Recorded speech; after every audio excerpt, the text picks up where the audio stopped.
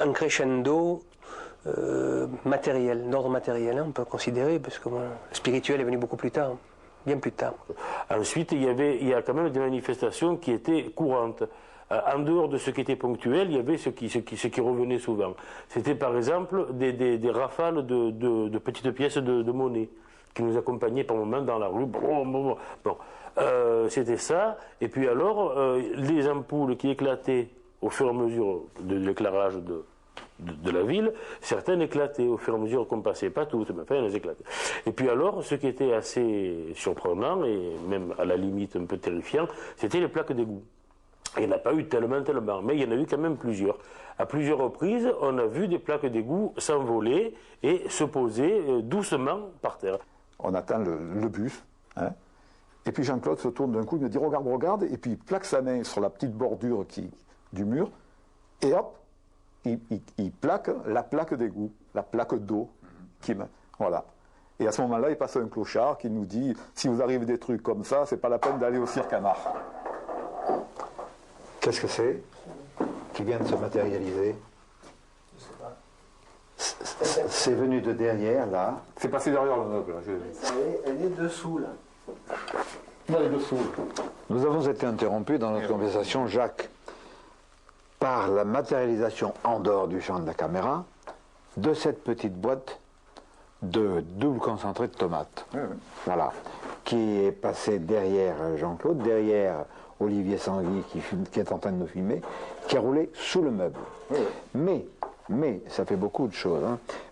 Celle-ci s'était matérialisée au-dessus de la sacoche de mon appareil photographique. Ça nous a fait rire tout à l'heure parce qu'on s'est dit, bon, qu'est-ce qu'on va faire de ces boîtes de tomates? Il n'en est pas moins vrai qu'elles se sont matérialisées, comme se sont matérialisées des centaines et des centaines d'objets que Jean-Claude Pontel et ses camarades ont vu voltiger ou se matérialiser à leurs pieds. C'était peut-être simplement le témoignage la preuve qu'on est observé, tout simplement. Oui. Sous contrôle. Voilà, on est sous contrôle. Alors ces phénomènes à effet physique atteignent une telle intensité qu'ils ne sont plus dissimulables. Et un camarade, Jean-Claude Pontel, Jacques Varnier, avait suivi mes émissions à la radio à l'époque, Les Carrefours de l'étrange, et il lui dit, tu sais, il faut contacter Jimmy Gueux. C'est ce qu'il a fait. J'ai donc rencontré ces jeunes gens, je me suis aperçu rapidement de leur honnêteté intellectuelle, de leur sincérité, de leur état de bouleversement, parce que ça leur tombait sur la figure comme quelque chose de totalement inattendu. Alors j'aurais dit, écoutez, moi j'aimerais voir, non pas que je ne vous crois pas, mais je voudrais essayer de comprendre avec vous. J'ai assisté, nous avons organisé non pas des séances de spiritisme ou dans l'obscurité, on se touche les doigts, pas du tout. C'était en pleine lumière, nous avions d'abondantes boissons non alcoolisées, jamais. Ce serait trop facile de dire qu'il se saoulait la figure, c'était pas le cas. Nous nous réunissions chez les uns, chez les autres, et chaque fois, l'orgie était là. L'orgie entre guillemets, car c'était pas du tout plaisant à voir, non plus qu'à vivre, mais c'était enrichissant. Nous étions entre 15 et 25 personnes chaque fois. Et ça se produisait au moins 2 fois par semaine pendant au moins 2 ou 3 années. C'est parce que M. Pontel était mon client, mon patient, que lors de certains événements qui s'étaient déjà passés durant ses occupations professionnelles, il y avait eu des phénomènes qu'il m'avait expliqués, des incidents que j'avais pu voir aussi au cabinet, mais qui étaient mineurs, que j'ai commencé à lui poser quelques questions, parce que de prime abord, il ne m'a jamais fait une espèce d'exergue de ses facultés, ni de ses possibilités. Donc, à ce moment-là, j'ai été intéressé par ces épiphénomènes que je n'arrivais pas à expliquer d'une façon scientifique. Aussi, lorsqu'il m'a proposé de participer à une réunion avec des phénomènes paranormaux ou supranormaux qui pouvaient se réaliser, j'ai tout de suite acquiescé. Bon, mais autour de nous, il y avait le calme total. C'est à ce moment-là que les premiers événements qui se sont produits ont été des souffles énormes qui arrivaient de tous côtés, qui attiraient notre regard et puis nous vraiment créaient une espèce d'inquiétude chez nous. Alain Lecahen, toi tu es de ceux qui, avec beaucoup d'autres, ont vécu un nombre impressionnant de phénomènes chez Jean-Claude ou ailleurs. Alors, il m'en souvient d'un.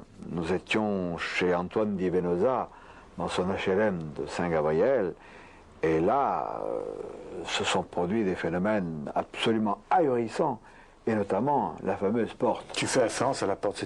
Ça a été une soirée. Ça a été un des premiers contacts que j'ai eu en fait avec Jean-Claude Pantel, sur lequel il faut dire quand même quelque chose, parce que moi j'ai toujours un petit peu la déformation de l'analyse, la psychologie. Ce n'est pas du tout un illuminé ou quelqu'un d'un petit peu fou ou d'anormatif, pas du tout. Effacé, discret, extrêmement calme, très amène, extrêmement fraternel d'apport. Donc, je le rencontre cette première fois-là, et on était quelques-uns, et je suis surpris déjà du décalage entre ce que j'avais entendu dire à propos des phénomènes et puis ce garçon discret. Et ça a été d'autant plus important que cette fameuse porte, en fait, était une porte qui était dans un couloir à l'entrée, et voilà, c'est le placard, hein, la porte d'un placard, mais qui jouxtait quand même la pièce principale. Et il y a un moment où j'étais pas très loin de cette porte du placard, je la vois, et elle n'était pas ouverte, je la vois sortir de ses gonds. Or, on sait que pour qu'une porte sorte de ses gonds, il faut complètement l'ouvrir pour que le débattement puisse permettre justement le fait qu'elle se dégongue. Bon. Et puis, là, la porte était sortie, et puis elle commençait à tressauter, à bouger. Je me suis dit, mais si jamais cette porte se met à tournoyer dans la pièce, nous étions quand même quelques-uns, ça risque d'être assez sanglant. Ben, c'est assez impressionnant parce qu'on a l'impression qu'on ne peut pas maîtriser l'objet, on ne sait pas quelle direction il va prendre, c'est violent, c'est très violent, on ne sait pas comment conjuguer nos forces de façon à limiter le mouvement de l'objet, en l'occurrence de la porte, et alors on subit plutôt qu'autre chose, c'est-à-dire disons qu'on est accroché à la porte, si à la limite la porte s'envolait, je crois qu'on s'envolerait avec parce qu'on n'a pas la force, de la maintenir. On est tous après agglutinés sur cette porte qui nous bouge, mais alors qui nous bouge de manière considérable. On n'arrivait pas à la tenir. Et ça a duré au moins un quart d'heure, 20 minutes. Je crois que tu as eu le temps de prendre des photos. C'est ça. Hein, et c'était assez hallucinant. Il y a eu un phénomène tout à fait bizarre, c'est que mon voisin a eu sa chaise qui a commencé à être expulsée. Donc il s'est trouvé déséquilibré et tombé. Mais alors, fait curieux, il ne tombait jamais mal. Il tombait toujours dans des circonstances où il ne pouvait pas se faire mal. Je ne sais pas si tu l'as noté. Oui, tout à fait. Mais alors, le siège partait carrément de l'autre côté de la pièce, et la personne tombait sans se faire mal. Ça s'est répété plusieurs fois. Nous avons assisté à des événements de cet ordre. Alors, ce qui est extraordinaire aussi, c'est qu'à propos des apports d'objets, par exemple, si tu t'en souviens, on avait la précaution, puisque c'était quand même une méthodologie scientifique, d'arriver avec absolument rien, c'était l'été. Donc on avait pantalon, chemise et mouchoir dans la poche. C'est tout. Et on avait, pour bien regarder les apports d'objets, et il y a toujours des méthodologies sur les phénomènes de poltergeist, d'apport d'objets, qui sont très précises, à savoir, il faut qu'il n'y ait rien dans la pièce. Et il n'y avait effectivement rien que nous qui étions assis par terre. Oui, parce qu'il n'y avait que, je crois, une chaise ou deux, on avait porté des pliants, voilà, c'est ça. Il n'y avait que ça. Il n'y avait pas d'objet proprement dit. Et là apparaissaient des billes, apparaissaient des différents objets, des morceaux de cailloux, etc. Un phénomène très étrange, c'était des billes métalliques qui se déplaçaient comme sur un jeu de roulette et qui tournoyaient autour de nous, qui créaient notre inquiétude, parce que si on avait été pris par ces objets, certainement ça nous aurait traumatisé terriblement, mais finalement, au bout d'un certain temps, on s'y était habitué, ça tournait, puis ça s'arrêtait, Et puis il y a d'autres phénomènes qui arrivaient.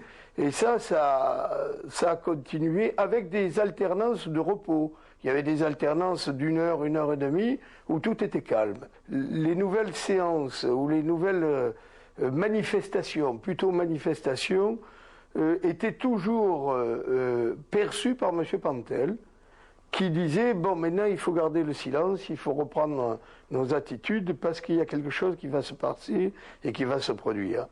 Les éléments se mettent en place, se développent sous nos yeux. Nous constatons que c'est de plus en plus violent, que le trucage n'est plus permis. Ces manifestations s'amplifient. Et une autre chose devient évidente, c'est que Jean-Claude Pantel ne contrôle pas ces manifestations, il les subit.